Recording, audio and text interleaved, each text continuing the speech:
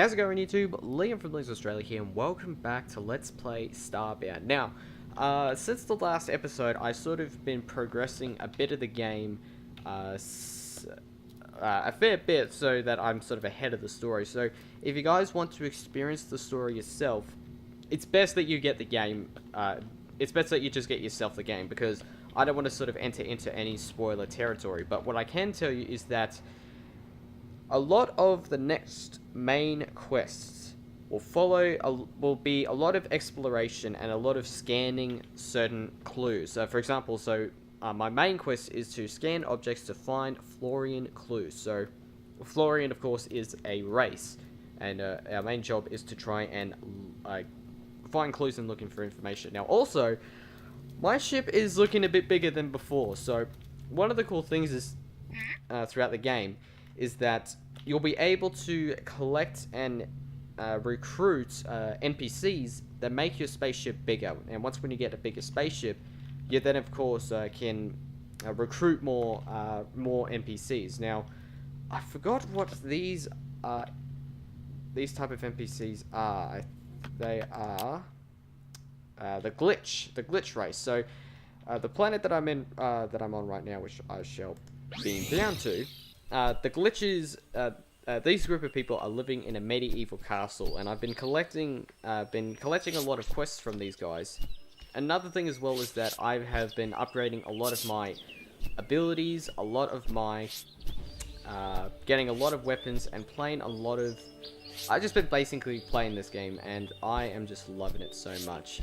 This game does remind me a bit of Terraria, but one of the special things about it is that it's a lot of space exploration, which... I mean, like, it's kind of like makes me feel like the space robot from Portal 2. Space. But but that's what it does. What it feel like. Now, I've had numerous times where I have died, especially with some of these tough quests. Whoop.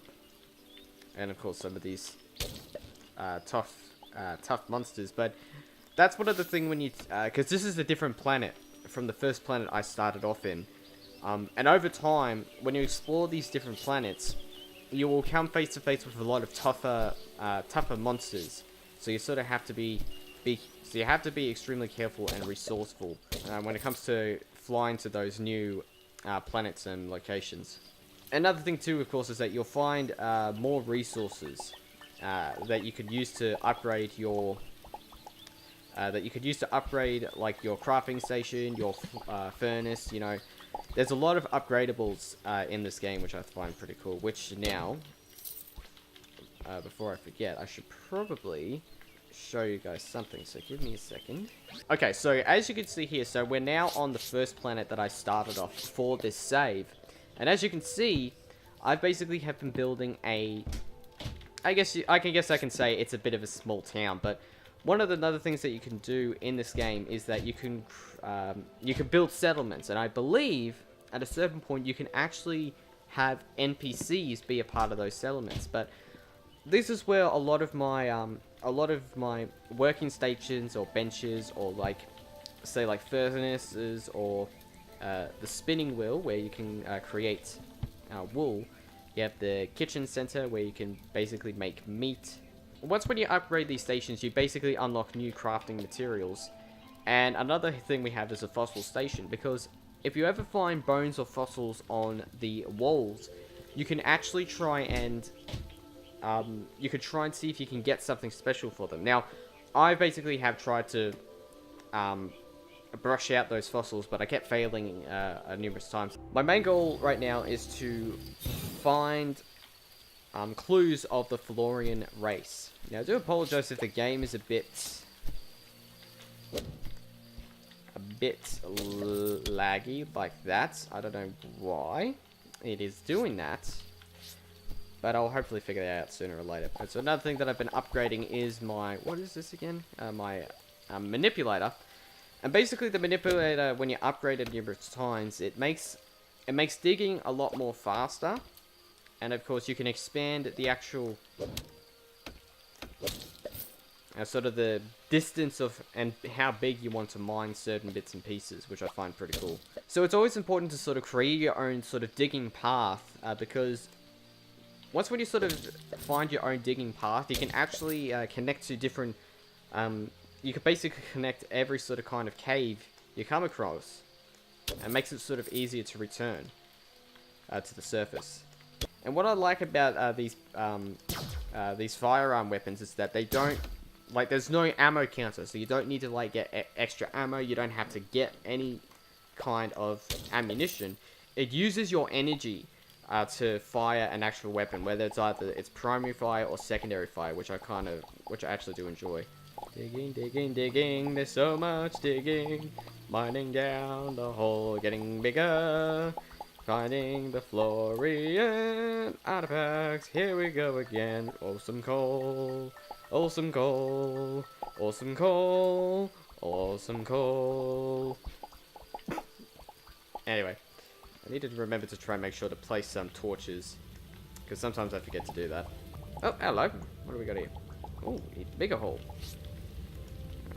Place a torch. Ah! Oh, there we go. It's also a bit laggy for some reason. I don't know why.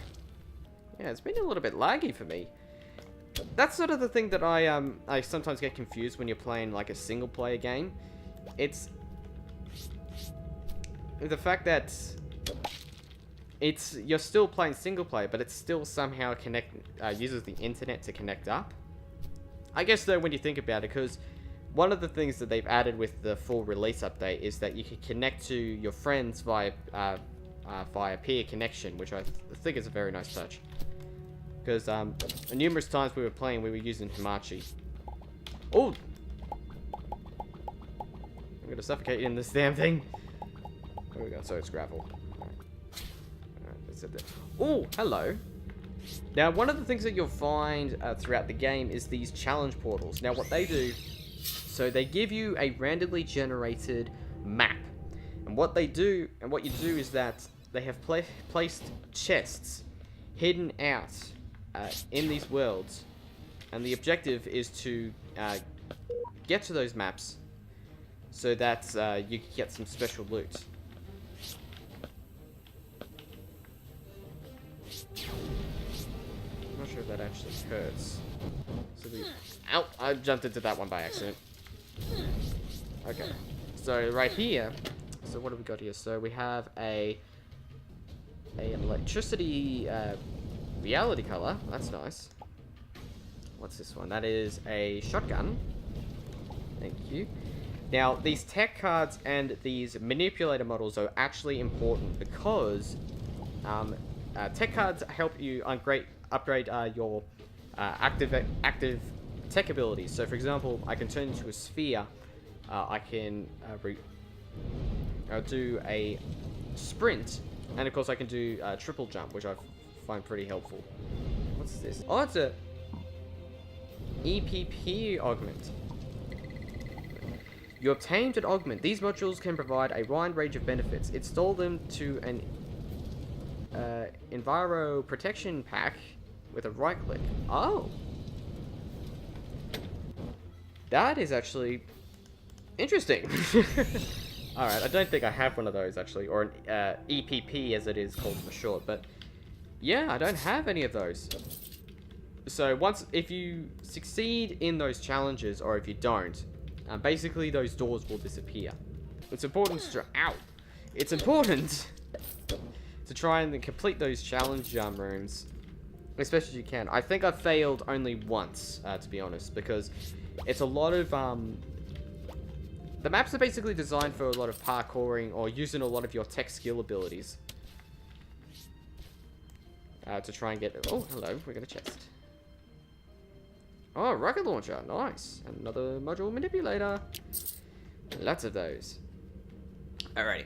So that's all the time I have for this episode. So thank you very much, guys, for watching. I hope you enjoyed the episode. If you did, then click the like button. Click the subscribe button for more videos anyway. Until then, this is Let's Play Starbound. I'm Liam from Liam Australia. Until next time, Liam out.